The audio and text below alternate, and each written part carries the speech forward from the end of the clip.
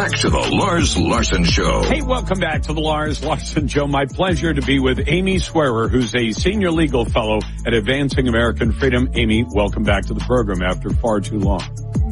Hey, Lars, thank you so much for having me. It's good to be back on. So I have to admit to my audience, I have a dog in the fight because I own guns, have for most of my life. And even back to when I was a little kid, which I guess isn't even possible for kids to own guns anymore, but it was back then. But the Supreme Court is doing something a little odd when it comes to Hawaii's gun restrictions and the response of a state judge. Will you help my audience understand what's going on there?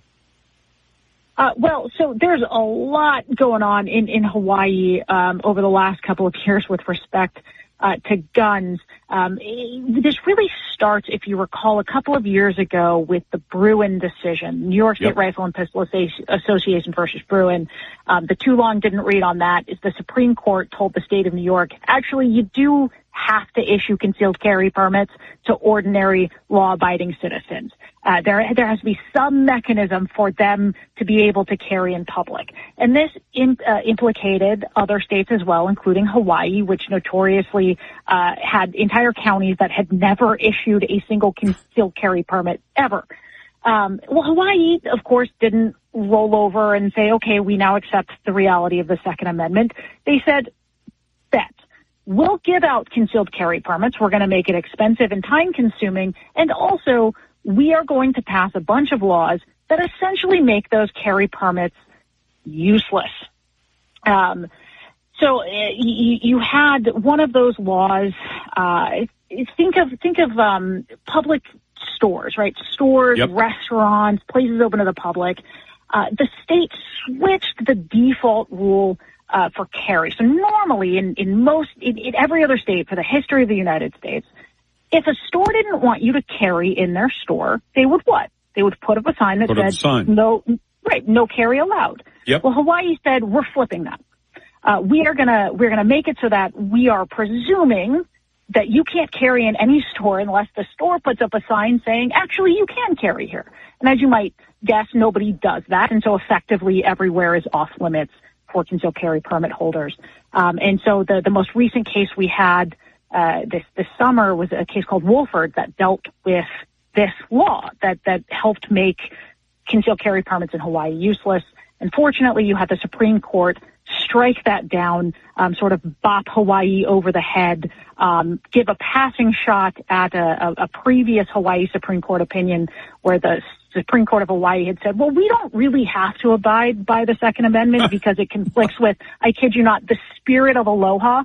The spirit of aloha compels us to not abide by the Second Amendment. Hold on. The fact that the spirit of aloha supersedes federal law, which, I mean, you're a senior legal fellow. I'm not a lawyer, but the law basically goes, federal law trumps state law trumps local laws and ordinances, and that's how it works. And it doesn't work the other direction. Correct. So this is not at all how it works. There is nothing within federalism that says, the U.S. Constitution reigns supreme unless the spirit of aloha compels you. Now, I will give the state of Hawaii credit in their very limited defense, Lars. If you read that opinion, they did have a footnote. They cited a statute. It turns out Hawaii does have a statute saying that judges can decide cases according to the spirit of aloha. That's not how it works in the real world. The Supreme Court understands that, that the Second Amendment applies equally in every state. The spirit of aloha not compelling any more than the spirit of the Big Apple or the Windy City. Or the Show Me State. Imagine Gunner in Missouri. So I suspect a lot of states in this nation would benefit from a little bit of the show me spirit when it comes to the Second Amendment. So that's where we are right now. It's a good case for the Second Amendment.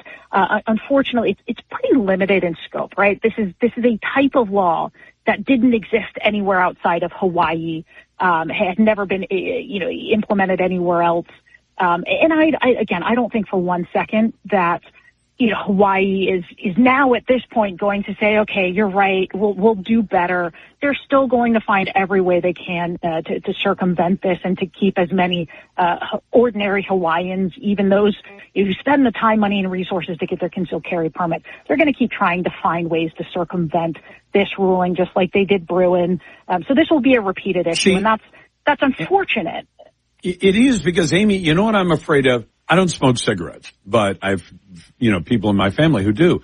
And they started a long time ago by saying you can't smoke a cigarette in an elevator. It's okay, fine, that's pretty reasonable. And now you can't smoke in public buildings. Okay, but you can still smoke in private buildings. And then it was, and now we're to the point where it's like you can't smoke within 25 feet of a door or a window. Even as a bar owner, you can't allow your customers to smoke, even if you have a smoking section. And at some point, I think they wanted to make smoking so inconvenient that people would just stop it, because there are nannies, Karens out there who want to tell everybody how to live their lives. I'm not interested in doing that, but I think they want to do the same thing with guns, where they say this need a carry permit. I mean, we just got back from a road trip with my granddaughter. I had a gun with me on the trip, and I had my carry permit.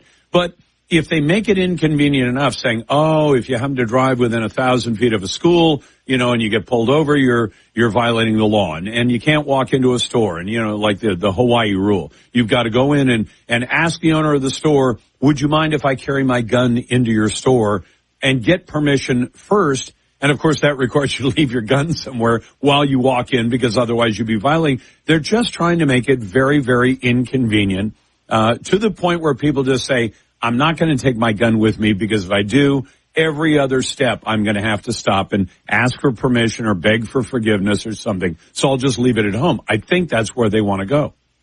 Oh, that is absolutely. They're not hiding the ball on this. They were pretty upfront when you go and you listen to, when the Hawaiian legislature was discussing all of this. That was very much the point. Now they've since tried to backtrack, in oral arguments for this case and say, no, that's not what it is at all. This is about, are you ready for this? No, this isn't even about the Second Amendment. This is about property rights. This is about, vindicating private property rights. And it has nothing to do with the Second Amendment at all. This is not a Second Amendment infringement. It's about private property. Could you imagine if we tried that with freedom of religion, right? We're gonna ban the free exercise of religion in public unless you have permission. But don't worry, guys. This is not a First Amendment issue. This is just about private property. Yeah, I imagine if they told somebody like me, I have a Bible with me most of the time when we travel. I have a Bible. Say, before you check into that hotel, walk in and ask them, do I have permission to bring a Bible in? Can I bring a Christian cross in that hangs around my neck or anything like that? And all they're trying to do is say, if you're going to do all these things and exercise your rights, you're going to be inconvenienced to an incredible degree with no real benefit in terms of safety for anybody in that society. No, absolutely. And, I think that's the unfortunate thing about all of this is it frames law-abiding ordinary gun owners as somehow inducing violence, which if you look at the facts and the statistical reality on this, it's just not true.